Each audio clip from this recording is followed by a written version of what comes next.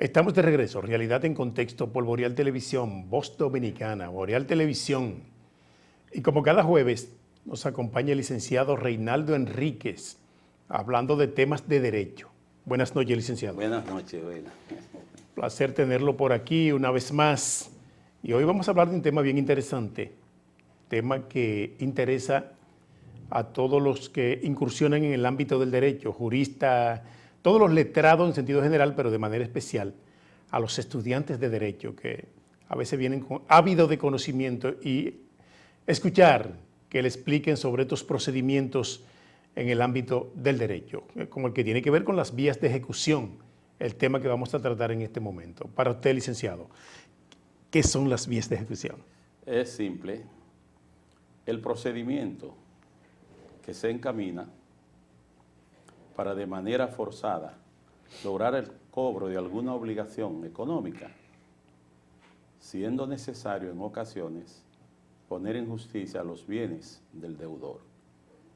Y esto así, porque si es verdad que los bienes del deudor son la prenda común del acreedor, entonces hay que entender que cuando se cobra de manera forzosa o forzada, se implementa ese procedimiento que tiene que ver con las vías de ejecución, que van con esa finalidad de hacer que de manera forzada y obligada se cumpla con algún compromiso que se celebró, de manera contractual, naturalmente. Hábleme de la clasificación de las vías de ejecución. Bueno, la clasificación tiene distintos aspectos. En un aspecto más general, pudiéramos decir que hay una vía de ejecución definitiva y una provisional.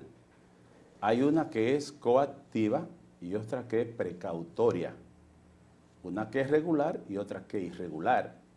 Entonces, más bien esas son las clasificaciones, así a simple vista.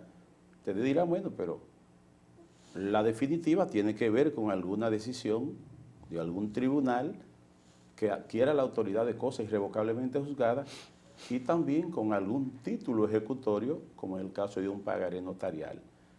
Las provisionales tienen que ver con decisiones de carácter provisional, algunos autos que se emiten para trabar medidas conservatorias y así algunas decisiones por ante el juez de los referimientos o algunas medidas que ya fueron tomadas con esa finalidad.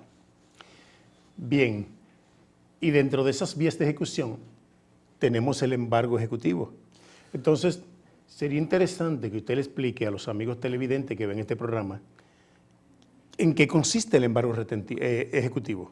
Bueno, existe el embargo ejecutivo, que es prácticamente una de las vías ejecutorias definitivas, porque para que usted pueda trabar un embargo ejecutivo, usted necesita un título ejecutorio.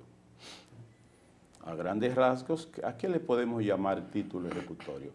Bueno, un pagaré notarial, que es un acto auténtico, instrumentado ante un notario, un acto de tipo ejecutorio, que es auténtico, no es bajo firma privada. Entonces, ese acto contempla algunas cláusulas que de no cumplirse se haría ejecutorio y deberá cumplirse con el 583 del Código Civil, del Código de Procedimiento Civil, más bien, que nos dice a nosotros que cuando hay falta de pago debe intimarse, pero que esa intimación no es común y corriente, sino es un mandamiento de pago, pero con intimación, para notificarle a persona o a domicilio, dándole un plazo mínimo de un día franco, mínimo, podría ser más, para que esa persona se vea compelida a tener que pagar en el plazo que se le ha dado. De no ser así, pues evidentemente se expone a que ese tenedor de esa documentación que está relacionada con un pagaré notarial, que es más bien la primera copia certificada. La primera copia certificada de ese pagaré notarial es ejecutoria. ¿Y qué va a hacer entonces?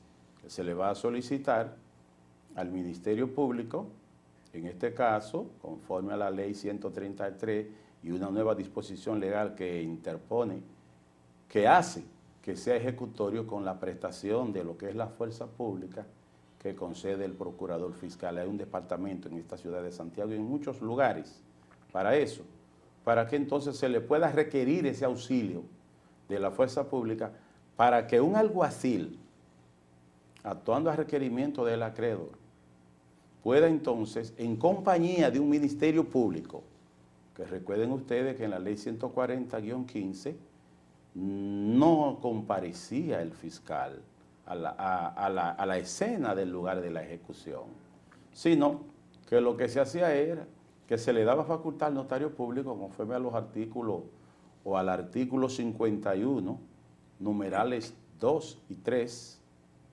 esos incisos de esa disposición. ¿Para qué?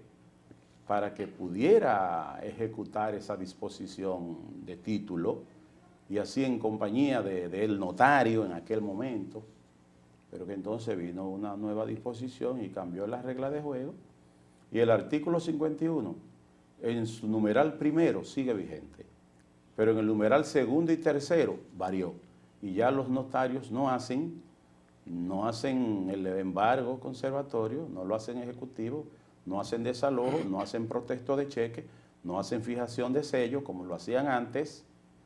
No, entonces, ¿qué es lo que ahora? Eso le pasa de nuevo al ministerial y el ministerial entonces lo que puede lograr que sí haga la ejecución, pero en compañía del fiscal, que es el que va a acompañar al domicilio de ese deudor para los fines de poner en causa, o no en causa, dirían, sino en manos de la justicia. ¿Y qué es poner en manos de la justicia? Hacer que esos bienes suyos sean la garantía del crédito a cobrar. Esa es la realidad de esa parte que no tiene que ver con incidentes, porque el embargo ejecutivo es un acto extrajudicial. Bien, entonces ahí surge una pregunta bien interesante. ¿El pagaré notarial surte los mismos efectos de una sentencia? Si decirlo así, a simple vista, pudiera decir que el pagaré notarial surte más efecto, porque usted dice, cumple o surte el pagaré notarial o la primera copia certificada del pagaré notarial la ejecutoriedad de una sentencia. Bueno, si la sentencia adquirió la autoridad de la cosa irrevocablemente juzgada, pudiéramos decir que sí. Pero si no, si es una sentencia que todavía fue dictada en primer grado, y cuando digo en primer grado me refiero a una instancia, es decir, un tribunal, y esa sentencia es recurrida, pues ese recurso de apelación la suspende, o si en el caso fue una corte y se recurre en casación, ese recurso de casación extraordinario también suspende. Eso no acontece con la primera copia certificada del pagaré notarial. Entonces, tiene más fuerza el pagaré notarial, como manda el artículo 545 del Código de Procedimiento Civil, combinado con el 551, que es lo que le da esa fase ejecutoria cuando se trata de un crédito líquido, cierto y exigible. Estamos totalmente de acuerdo. Pues la sentencia tendría que recorrer todas las vías recursivas después del fallo de primer grado. Si la persona que ha sucumbido no está conforme, entonces se va al grado de apelación y de ahí sigue recorriendo grados hasta convertirse en ejecutoria. Correcto. Pero lo que usted acaba de decir es que el pagaré notarial es ejecutorio inmediatamente llega a la fecha de término. Bueno, pudiera darse ese caso, si ese fue el pacto que se hizo, pero casi siempre el que realiza o redacta un pagaré notarial, casi nunca hace la ejecutoriedad de ese acto al término. Casi siempre lo hace ejecutorio al incumplimiento de 2 o más cuotas. Porque si se hizo un préstamo a un año,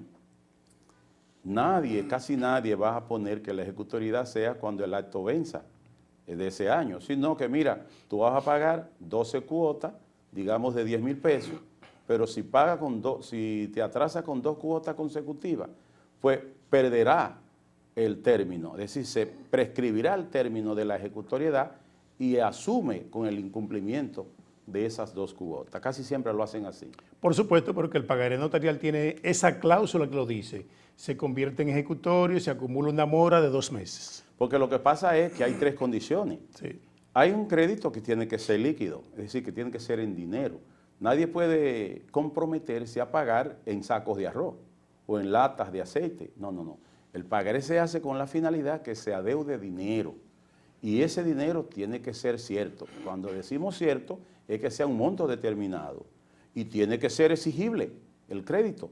Cuando decimos exigible, es esa parte de que si usted se compromete al pago de un año consecutivo y usted incumple en 2, pues automáticamente entrará la exigibilidad por incumplimiento de esas cuotas que ha contemplado el pagaré. Muy bien. Una vez notificado el mandamiento de pago, que obviamente conforme lo establece El 583. Sí, el 583 establece que un día franco va desde 1 hasta 3. Sí, no se cuenta el primero ni el último. Entonces serían 3 días. 3, vencido ese plazo, ¿en qué momento se puede hacer la ejecución?